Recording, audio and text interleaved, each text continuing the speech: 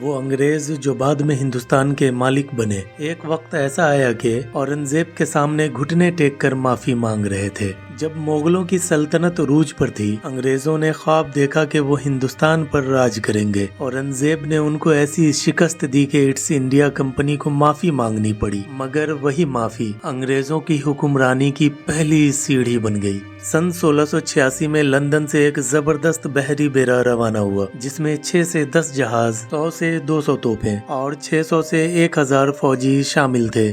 East India company نے بنگال کے ہگلی پر حملہ کیا، مگر مغل گورنر شائستہ خان نے ایسی جوابی کارروائی کیا کہ انگریزوں کو ناکامی کا منہ دیکھنا پڑا اور انہیں پیچھے ہٹنا پڑا۔ 1687 سے 1688 میں ایسٹ انڈیا کمپنی نے مدراس میں اپنی پوزیشن مضبوط کرنے کی کوشش کی، مگر مغل فوج نے ایسا دباؤ ڈالا کہ انگریزوں کے لیے خود کو بچانا مشکل ہو گیا۔ مچلی پٹنم، قاسم بازار اور وساکھا پٹنم پر مغلوں کا قبضہ ہو گیا اور انگریزوں کی حالت یہ ہو گئی کہ وہ اپنے قدموں پر کھڑے ہونے کے لیے ترس گئے۔ 1688 سے 1689 میں تیسرا حملہ بمبئی پر ہوا، لیکن مغل بحریہ کے بے مثال کمانڈر سید یعقوب نے 1689 میں بمبئی کا گھیراؤ کر لیا۔ اس محاصرے کے دوران انگریزوں کو ایسی زبردست شکست کا سامنا کرنا پڑا کہ ان کی جڑیں تک ہل گئی۔ یہ جنگ نہ صرف مغلوں کے بے مثال طاقت کا مظاہرہ تھا، بلکہ ایک ایسا دھچکا تھا جس نے انگریزوں کی شان و شوکت کو چیلنج کیا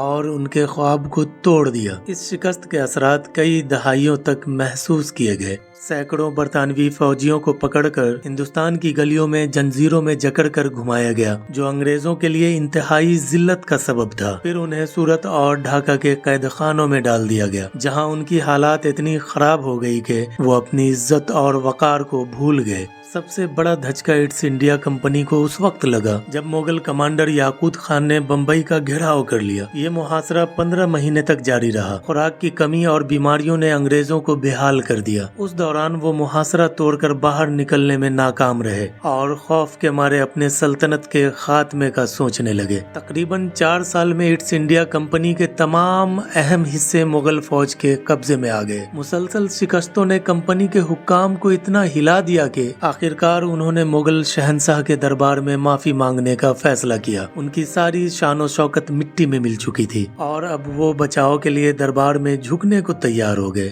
جوسیا چائلڈ، جو ایسٹ انڈیا کمپنی کا ڈائریکٹر تھا، جس نے مغلوں کے خلاف چائلڈ وار شروع کروائی، لیکن شکست کے بعد اس نے اپنے نمائندے کو بھیج کر مغل بادشاہ اورنگزیب سے معافی مانگی اور وعدہ کیا کہ آئندہ مغل سلطنت کے قوانین کی پابندی کریں گے۔ پھر بھی بات نہ بنی۔ تب 1690 میں ایسٹ انڈیا کمپنی نے مغل بادشاہ اورنگزیب سے معافی مانگنے کے لیے اپنے 2 نمائندے، سر جان گوئر، جو اس وقت بمبئی میں ایسٹ انڈیا کمپنی کا گورنر تھا، اور فرانسس ایلیس ایلوارڈ، جو کمپنی کا اعلیٰ سفارتی نمائندہ تھا۔ جب یہ دونوں مغل دربار میں پہنچے تو مغل سپاہیوں نے انہیں پکڑ کر ان کے ہاتھ پیچھے باندھ دیے۔ اورنگزیب نے انہیں دیکھتے ہی سخت الفاظ میں ڈانٹا۔ دونوں نمائندے کمپنی کے جرائم کا اعتراف کرتے ہوئے بادشاہ کے قدموں میں گر گئے۔ یہ وہ لمحہ تھا جب اورنگزیب نے مغل سلطنت کے مفاد کو مد نظر رکھتے ہوئے کمپنی کو معاف کر دیا، مگر اس کے بدلے میں 1.5 لاکھ روپے کا جرمانہ وصول کیا گیا۔ کمپنی نے وعدہ کیا کہ وہ آئندہ مغل سلطنت کے قوانین کی پابندی کریں گے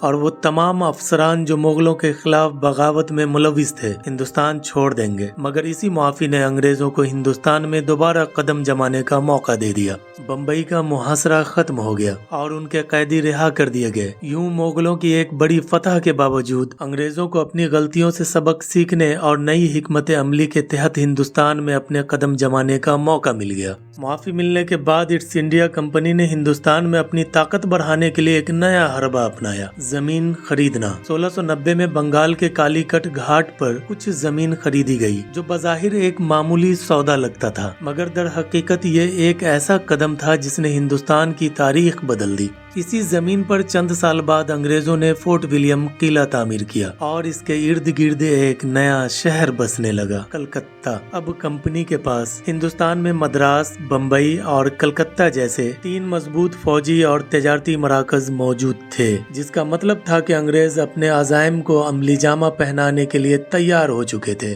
लेकिन उनके रास्ते में एक बड़ी ताकत खड़ी थी, मुगल सल्तनत। सन 1707 में औरंगजेब के वफात के बाद मुगल सल्तनत में अंदरूनी खलफसार ने अंग्रेजों को मौका दिया कि वो पहले सिफारती चालें चलें और फिर ताकत का खुला मुजाहरा करें। इसी कमजोरी का फायदा उठाते हुए मद्रास में मुगल हुक्काम के साथ झड़पों के बाद अंग्रेजों ने मुकामी देहातियों पर हमला किया, 52 गांव तबाह कर दिए, खड़ी फसलों को जला दिए। अंग्रेजों ने खुलेआम लूट मार की, घरों को आग लगा दी। जैसे जैसे अंग्रेजों का असर रसूख बढ़ रहा था, बंगाल के गवर्नर मुर्शिद कुली खान ने खतरे को भांप लिया। उन्होंने अपने खत में अंग्रेजों की बढ़ती हुई ताकत पर तशवीश का इजहार किया। उन्होंने कहा कि ये लोग जमीन खरीदने आए थे, अब तोपों के साथ आए हैं और मुगल रियाया को लूट कर दौलत कमा रहे हैं। उनका कहना था कि अंग्रेज न सिर्फ तिजारत के उसूल तोड़ रहे हैं बल्कि एक नए हुक्मरानों की तरह पेश आ रहे हैं। मगर दिल्ली दरबार खामोश रहा और कोई कार्रवाई न की। इस पर मुर्शिद कुली खान ने मुकामी जमींदारों और सिपा सालारों को इकट्ठा करने की कोशिश की, मगर सल्तनत की कमजोरी इतनी बढ़ चुकी थी कि कोई मज़ाहमत न हो सकी।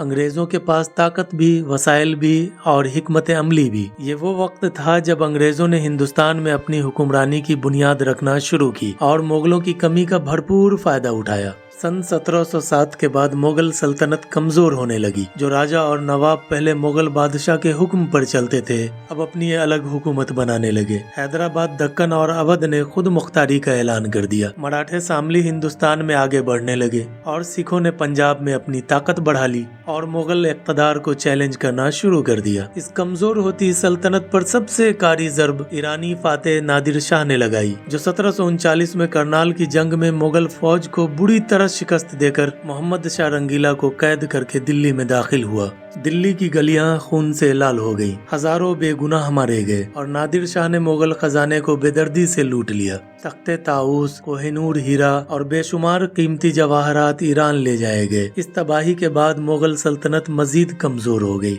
और इसके जख्म अभी भरे भी न थे। अहमद शाह अब्दाली ने 1747 में अफगानिस्तान को हासिल किया और दुर्रानी सल्तनत की बुनियाद रखी। इससे पहले अफगानिस्तान में मुगल और ईरान असर रसूख में था। इसके बाद अहमद शाह ने पंजाब और हिंदुस्तान के दीगर इलाकों पर हमला शुरू कर दिए, जहां लूट मार की गई और दिल्ली तक पहुंचने की कोशिश की।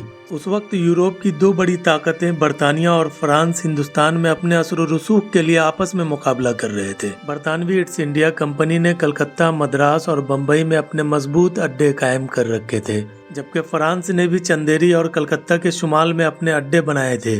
फ्रांस की ताकत उस वक्त दुनिया की सबसे बड़ी मईशतों में शुमार होती थी और उनके पास मजबूत फौजी दस्ते, जदीद तरीन हथियार और टेक्नोलॉजी भी थी। फ्रांस के पास अंग्रेजों से ज्यादा फौज थी और उनकी फौज हिंदुस्तान में अंग्रेजों से ज्यादा तरबियत और ताकत हासिल की थी। फ्रांसीसियों ने अपने कब्जा वाले इलाकों जैसे पौंडीचेरी और मद्रास में मुकामी हिंदुस्तानियों को फौजी तरबियत देना शुरू की। इन सिपाहियों को बंदूक चलाना और जदीद जंगी मुहारतें सिखाई गई और जल्दी वो फ्रांसीसी फौज का हिस्सा बन गए। यही तरबियत याफ्ता सिपाही बाद में अंग्रेजों के खिलाफ लड़ाइयों में अहम किरदार अदा किया। लेकिन फ्रांस की ताकत के बावजूद ईस्ट इंडिया कंपनी अपनी मजबूत बहरिया की बदौलत हिंदुस्तान में गालिब आ गई। फ्रांस और अंग्रेजों के दरमियान यह कशमकश बढ़ती गई और आखिरकार बड़ी जंगों में बदल गई। इस जंग ने हिंदुस्तान की किस्मत का फैसला किया। मुकामी रियासतें अपनी बका की जंग लड़ रही थीं, जबकि अंग्रेज और फ्रांसीसी एक दूसरे पर सबकत हासिल करने की कोशिश में लगे थे। यही लड़ाइयाँ वो मोड़ साबित हुईं